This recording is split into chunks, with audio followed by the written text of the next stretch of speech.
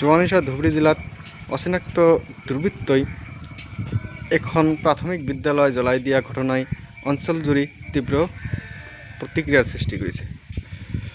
প্ৰাপ্ত বাতৰি মতে যোৱানিশা ধুবুৰী জিলাৰ গৌৰীপুৰ শিক্ষাখণ্ডৰ অন্তৰ্গত 1361 নং ৰিভাৰ ব্লক LP স্কুলৰ যি বিদ্যালয় গৃহ আছে সেই গৃহত বিধ্বংসী অগ্নিকাণ্ডৰ সূচনা হয়। এই অগ্নিকাণ্ডৰ ফলত ঘৰৰ অধিকাংশ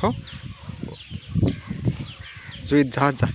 বন্ধুসকল, আপোনালোকে দেখিছে এই কিতাপ পত্ৰ আদি সকলোবিলাক পুৰি গৈছে।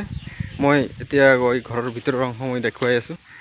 এয়া চাইছে এটা বিদ্যালয়ৰ কোঠালি, ডেস্ক বেঞ্চ যি আছিল সকলোবিলাক ভস্মীভূত হৈছে, কেনেকৈ জ্বলি গৈছে। যোৱা নিশা প্ৰায় 12টামান বজাত এই কাণ্ড সংঘটিত হয়। আপোনালোকে চাইছে কিমান বেয়াকৈ জ্বলি গৈছে চব ঘৰৰ যি অংশ পাতি আছিলে।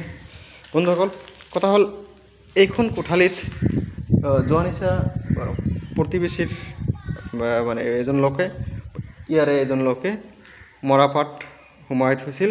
সেই মৰাপাটতে আচলতে জুইৰ সংযোগ দিয়েও অচিনাক্ত দুৰ্বৃত্তই। চাওক, এই অৱশিষ্ট অংশ যি ছাই দেখা গৈছে এয়া আচলতে মৰাপাটৰ অংশ। চাওক, অচিনাক্ত দুৰ্বৃত্তই এই মৰাপাটতে জুইৰ সংযোগ কৰে।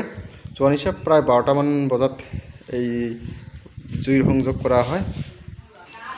ইয়াতে আছিল পুৰণি কাঠ, খৰি আৰু যি মৰাপাটৰ অংশ বাঁহ আদি সম্পূৰ্ণৰূপে ভস্মীভূত হয়।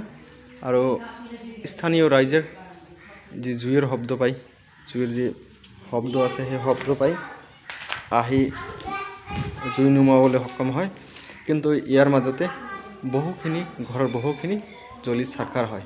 আপোনালোকে চাওক কিমান যি টিন আৰু লোৰ সকলোখিনিও পুৰি যায়, জালনা আদি একা বেকা হৈ যায়। চাওক এনেকুৱা কণ্ডিশ্যন হৈছে। যি কি নহওক, এয়া ধিক্কাৰজনক ঘটনা। ধুবুৰী জিলাৰ এই গাঁওখনৰ বহুতেই ধিক্কাৰ দিছে এই ঘটনাক। বিদ্যালয় কৰ্তৃপক্ষ আৰু প্ৰশাসন বিভাগে এই ঘটনা সন্দৰ্ভত কেনেদৰে ব্যৱস্থা লয় সেয়া পৰৱৰ্তী সময়ত লক্ষণীয় হ'ব। চাওক কিদৰে পুৰি গৈছে।